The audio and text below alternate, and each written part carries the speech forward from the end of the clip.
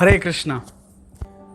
Jesus says in Bible, I am the Son of God. Muhammad says, I am the messenger of God. But Sri Krishna, he says in Bhagavad Gita, I am the God.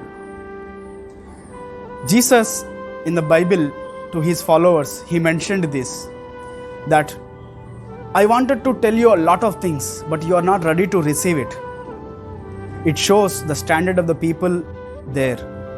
But Jesus tried his best to teach the moral values, humanity to his people. But it happened so, the same people plotted and murdered Jesus. The lesson from this is, whenever there are some heroes coming in the society to preach the message of God, Sri Krishna, there is always a threat. There is always unrest.